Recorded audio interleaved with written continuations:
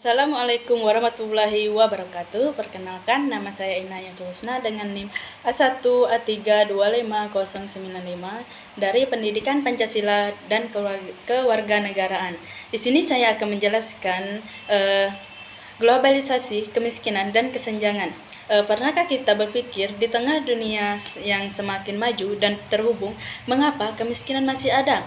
Globalisasi membawa banyak peluang, tapi juga tantangan besar. Lalu, bagaimana sebenarnya hubungan antara globalisasi, kemiskinan, dan kesenjangan? Kemiskinan adalah salah satu masalah utama di dunia. Hampir semua negara mengalaminya, baik negara maju maupun berkembang. Meskipun banyak upaya telah dilakukan, hasilnya belum maksimal. Hal ini karena kemiskinan bukan masalah sederhana, melainkan persoalan kompleks yang melibatkan faktor ekonomi, sosial, hingga politik. Globalisasi dan dampaknya. Globalisasi ditandai dengan semakin terbukanya hubungan antar negara seperti perdagangan internasional, investasi, dan kemajuan teknologi. Secara teori, globalisasi dapat meningkatkan kesejahteraan melalui pertumbuhan ekonomi. Namun, kenyataannya tidak semua negara merasakan manfaat yang sama.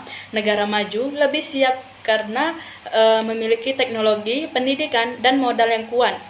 Sementara itu, negara berkembang sering kesulitan bersaing, akibatnya kesenjangan ekonomi justru semakin meningkat. Kemiskinan dan kesenjangan. Kemiskinan tidak hanya soal kurangnya uang, ada kemiskinan absolut, yaitu ketidakmampuan memenuhi kebutuhan dasar seperti makanan dan tempat tinggal.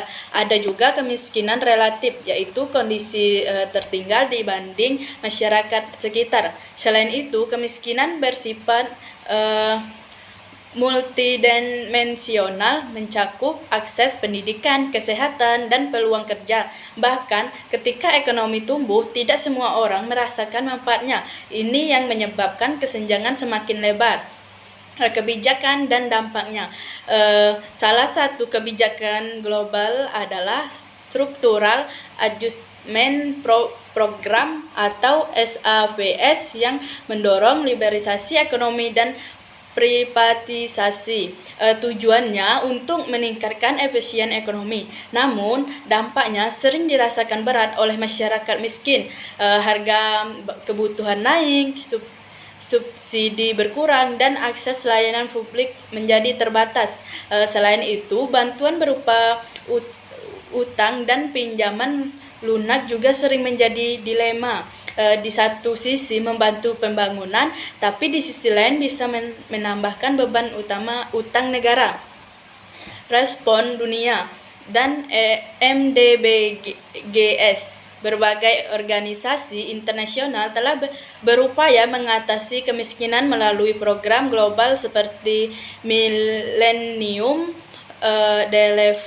Development Goal atau MDGs. Namun, program ini juga mendapat kritik karena targetnya terlalu umum dan tidak sesuai dengan kondisi setiap negara. Akibatnya hasil tidak merata, ada yang berhasil, ada juga yang tertinggal. Baik, kesimpulannya adalah globalisasi memiliki dua sisi. Ia bisa menjadi peluang untuk meningkatkan kesejahteraan, tetapi juga dapat memperbesar kesenjangan jika tidak dikelola dengan baik. Karena itu, diperlukan kebijakan yang adil dan berpihak pada masyarakat miskin agar manfaat globalisasi dapat dirasakan oleh semua orang, bukan hanya sebagian. Baik, hanya itulah yang bisa saya sampaikan. Wassalamualaikum warahmatullahi wabarakatuh.